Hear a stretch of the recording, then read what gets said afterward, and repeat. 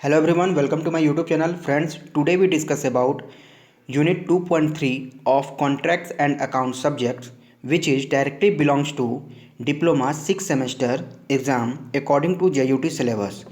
ठीक है, आज के क्लास में हम लोग डिस्कस करने वाले हैं कॉन्ट्रैक्ट्स एंड अकाउंट सब्जेक्ट से कॉन्ट्रैक्टर कितने तरह के होते हैं। ठीक है, उसके यूनिट नंबर 2.3 में यह मेंशन है कि कॉन्ट्रैक्टर के टाइप्स के बारे में पढ़ना है। कॉन्ट्रैक्टर जो होते हैं कैसे उनका रजिस्ट्रेशन होता है, किन डॉक्यूमेंट की ज़रूरत होती है रजिस्ट्रेशन प्रोसेस के लिए। ठीक है, उस सब के बारे में डिस्कस करेंगे। ठीक है, तो स्टार्ट करते हैं आज का क्लास स्टार्ट करने से पहले अगर आप चैनल पर नए हैं तो चैनल को जरूर सब्सक्राइब कर लें, क्योंकि आपको पूरे कॉन्ट्रैक्ट्स एंड अकाउंट सब्जेक्ट का यूनिट वाइज यहाँ पर वीडियो मिलने वाला है। ठीक है, तो कोई भी वीडियो मिस ना हो इसलिए चैनल को सब्सक्राइब कर लें। स्टार्ट करते हैं आज का क्लास। देखिए, टाइप्स ऑफ कॉन्ट्रैक्टर जो हैं ये डिसाइड किया जाता है किसके द्वारा। यह डिसाइड किया जाता है जो कॉम्पिटेंट अथॉरिटी हैं उनके द्वारा। ठीक है, इनके कॉन्ट्रैक्टर का जो वेरियस कैटेगरी है वो डिपेंड करता है इनके टेक्निकल कैपेबिलिटी पे एंड फाइनेंशियल स्टडीज के आधार पे। ठीक है, the class of contractor is given by competent authority. वो कॉम्पिटेंट अथॉरिटी ये इनका क्लास देते हैं, कहते हैं किस क्लास के अंतर्गत आप आइएगा। क्लास जो है देखिए, क्लास 1, 2, 3, 4, 5, 6, 7 ये सब इनका क्लास है। तो इनके जो भी फाइनेंशियल स्टेटस है और जो टेक्निकल कैपेसिटीज़ है, कैपेबिलिटी है, टेक्निकल रूप से कितना काम करते हैं, उनके बेसिस पर इनको क्लास को बताया जाता है। और ये क्लास बताता कौन है? तो कॉम्पिटेंट अथॉरिटी जो इनको सर्टिफिकेट देता है। जैसे कौन होगा कॉम्पिटेंट अथॉरिटी? तो डिपार्टमेंट वाइज होता है, जिस डिपार्टमेंट के लिए काम कर रहे हैं उस डिपार्टमेंट का। जैसे सिविल इंजीनियरिंग का काम कर रहे हैं तो सिविल इंजीनियरिंग के लिए जिस डिपार्टमेंट पे होंगे, इरिगेशन में होंगे चाहे पीडब्ल्यूडी में होंगे, तो वहाँ के जो उनके हायर अथॉरिटी होंगे, जैसे एग्जीक्यूटिव इंजीनियर हो गया, सुपरिटेंडिंग इंजीनियर हो गया, चीफ इंजीनियर हो गए, तो वो इनको जो सर्टिफिकेट देते हैं वही ये डिसाइड करते हैं कि किस क्लास के कॉन्ट्रैक्टर होंगे। ठीक है, तो एग्जाम्पल के लिए अगर बताना चाहें तो पीडब्ल्यूडी में एग्जीक्यूटिव इंजीनियर जो होते हैं ये अथॉरिटी होते हैं इनको ये सर्टिफिकेट देने के लिए। ठीक है, तो कॉन्ट्रैक्टर का जो क्लासिफाइड है देखिए, class 1, class 2, class 3, class 4, class 5, class 6 and class 7 ये उनको दिया गया है, जो कि इनका जो लिमिट है 3 करोड़ तक का अगर लिमिट है तो क्लास 2 में रखा गया है। क्लास 1 है तो मतलब नो लिमिट है। क्लास 3 है तो मतलब 1 करोड़ तक का इनका लिमिट है, ये 1 करोड़ तक का ये काम करेंगे।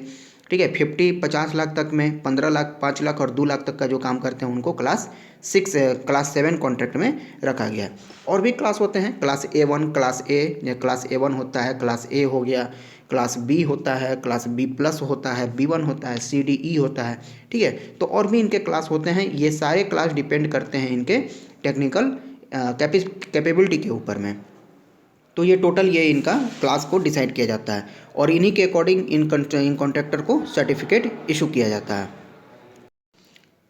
उसके बाद देखते हैं कि इनका रजिस्ट्रेशन कैसे होता है, रजिस्ट्रेशन प्रोसीजर क्या है, प्रोसेस। तो रजिस्ट्रेशन प्रोसेस के लिए the person interested in registering his or oblique her name as contractor has to obtain certificate of registration by competent authority. मतलब कोई जो इंटरेस्टेड है काम करने में, वो अपना नाम अगर कॉन्ट्रैक्टर के लिस्ट में ऐड करवाना चाहता है तो कॉम्पिटेंट अथॉरिटी से उसको उसका नाम उसमें ऐड कराने के लिए सर्टिफिकेट इशू करवाना होगा। ठीक है, और ये सर्टिफिकेट इशू कौन करता है? तो जो उनके हायर अथॉरिटी होते हैं, जैसे एग्जीक्यूटिव इंजीनियर होंगे पीडब्ल्यूडी में।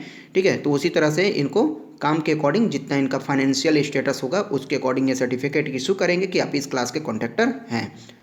फिलहाल बात कर लेते हैं कौन कौन डॉक्यूमेंट की जरूरत पड़ेगा। हालांकि रजिस्ट्रेशन के लिए एक एप्लीकेशन सबमिट करना होता है कॉन्ट्रैक्टर को, जो कि प्रिस्क्राइब फॉर्म में होता है, डिपार्टमेंट द्वारा वो फॉर्मेट इनको दिया जाता है। जनरली अगर आपको कॉन्ट्रैक्टर बनना है तो आप जाइए कॉम्पिटेंट अथॉरिटी के पास में, वो डिपार्टमेंट का एक फॉर्म देंगे, वहाँ से प्रिस्क्राइब फॉर्म में एक फॉर्म होगा, उस एप्लीकेशन को फिल करके सबमिट करना होगा। जो भी आपका उसमें मेंशन होगा, जो भी जानकारी मांगी जाएगी आप उनको भर करके उनको फिल करके उन्हें जमा कीजिए। उसके बाद आपको कॉन्ट्रैक्टर का सर्टिफिकेट वहाँ से मिल जाता है। इस तरह आप कॉन्ट्रैक्टर के नाम में आपका भी नाम ऐड हो जाएगा। उसके लिए क्या क्या डॉक्यूमेंट की ज़रूरत पड़ती है? तो डॉक्यूमेंट में देखिए क्या क्या ज़रूरत पड़ेगा। List of document required contractor with government as follows. ठीक है, स्टेट गवर्नमेंट के साथ में आप कॉन्ट्रैक्टर का काम करेंगे, उसके लिए आपको क्या क्या डॉक्यूमेंट चाहिए। First one, latest income tax clearance certificate. Latest income tax clearance certificate चाहिए कि आपने अपना इनकम टैक्स जो है टाइम टू टाइम पे करते आ रहे हैं। प्रूफ ऑफ फाइनेंशियल स्टेटस, जितना आपने स्टेटस बनाया है कि आपकी कैपेबिलिटी है 50 लाख का, तो उसका आपको प्रूफ देना पड़ेगा कि इतना 50 लाख तक काम करा सकते हैं। सॉल्वेंसी सर्टिफिकेट ये आपको देना पड़ेगा। List of machinery with their condition, जो मशीनरी है आपके पास में काम करने का, उसका क्या स्टेटस है, क्या कंडीशन है, मेंटेन है कि नहीं मेंटेन है, तो उसके बारे में आपको देना पड़ेगा। उसका पूरा डॉक्यूमेंटेशन होता है, टोटल डॉक्यूमेंट आपको देना पड़ेगा। List of technical staff employed along with qualification and experience, काम करने के लिए जो इंजीनियर को आप हायर किए हैं, जो स्टाफ को आप हायर किए हैं, उसका कितना एक्सपीरियंस है, क्या क्वालिफिकेशन है, वो आपको वहाँ पर सबमिट करना होगा। ठीक है, ताकि आपको उसमें परेशानी ना हो काम करने के लिए। नेक्स्ट है professional capacity and experience certificate, आपको कितना ज़्यादा प्रोफेशनली वर्क है अपने काम को करने के लिए, आपको कितना ज़्यादा एक्सपीरियंस है, कितने साल का अनुभव है कि आपने और भी कौन कौन सा कॉन्ट्रैक्ट लिया हुआ है, तो उसके लिए ये चीज़ है। लेकिन अगर आप बात करेंगे कि हम फ्रेशर हैं, हम शुरू से करना चाहते हैं, तो आपका जो क्लास होगा वो क्लास आप देख सकते हैं जिसमें नो लिमिट का रहता है कि जिसमें या फिर जो 2 लाख से कम वाला में होते हैं, तो उनके अकॉर्डिंग आपको पहले छोटे काम दिए जाएंगे। छोटे काम से आप जैसे जैसे एक्सपीरियंस होंगे फिर आपको ऊपर के क्लास में आपको फिर अपग्रेड किया जाएगा। ठीक है, नेक्स्ट है attested copy of partnership deed if any, अगर कोई ज़रूरत पड़ता है पार्टनरशिप डीड का तो आपको उसका अटेस्टेड कॉपी देना पड़ेगा। और लास्ट में है रजिस्ट्रेशन फ़ी, जो डिपार्टमेंट द्वारा आपको बताया जाएगा कितना इसका रजिस्ट्रेशन फ़ी है, वो रजिस्ट्रेशन फ़ी देना पड़ेगा। यानी कि टोटल ये 8 डॉक्यूमेंट है, टोटल 8 डॉक्यूमेंट आपको मिनिमम रिक्वायर्ड होगा आपको इसके लिए कॉन्ट्रैक्टर बनने के लिए। तो आप ये 8 डॉक्यूमेंट प्रिस्क्राइब्ड परफॉर्मा के साथ में एप्लीकेशन जमा करते हैं कॉम्पिटेंट अथॉरिटी के पास में, तो आपका फाइनेंशियल स्टेटस और टेक्निकल कैपेबिलिटी देखने के बाद आपका क्लास वो डिसाइड करके आपको वो सर्टिफिकेट इशू कर देता है कि आप इतने क्लास के कॉन्ट्रैक्टर हैं। अब जहाँ पर टेंडर जहाँ से इन्वाइट होता है, तो वहाँ पर अब आपको सिर्फ ये क्लास देखा जाएगा। जैसे टेंडर है 3 करोड़ का, तो आप 3 करोड़ लायक क्लास में आते हैं कि नहीं आते हैं, वहीं से आपको क्वालिफाई या डिसक्वालीफाई कर दिया जाएगा कि हाँ आपको इस काम के लिए आपको आना है या फिर नहीं आना है। 3 करोड़ का प्रोजेक्ट है तो आपको उस क्लास में आना पड़ेगा। ठीक है, इन्हें कि 3 करोड़ का प्रोजेक्ट के लिए आप टेंडर के लिए आप वहाँ पर प्रेजेंट हैं, लेकिन आपका जो क्लास है वो 50 लाख तक का ही में है। ठीक है, तो उसके लिए फिर आप एलिजिबल नहीं हो पाते हैं।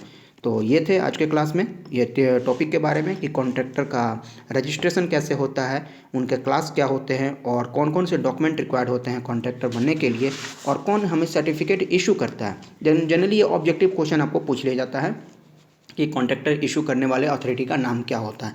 तो पीडब्ल्यूडी के लिए जो होते हैं वो एग्जीक्यूटिव इंजीनियर होते हैं। ठीक है, तो इसके लिए आपको सुपरिटेंडिंग इंजीनियर भी होते हैं, लेकिन डिपार्टमेंट पर डिपेंड करता है। अगर पीडब्ल्यूडी पूछे तो वहाँ पर आपको एग्जीक्यूटिव इंजीनियर उसका आंसर करना है। ठीक है, तो आज के क्लास में इतने ही, मिलते हैं अपने नेक्स्ट क्लास में। अगर आप कुछ नया सीखे हैं तो चैनल को जरूर सब्सक्राइब करें और वीडियो अच्छी लगे तो लाइक और शेयर जरूर करें। ठीक है, मिलते हैं नेक्स्ट क्लास में कुछ नए टॉपिक के साथ।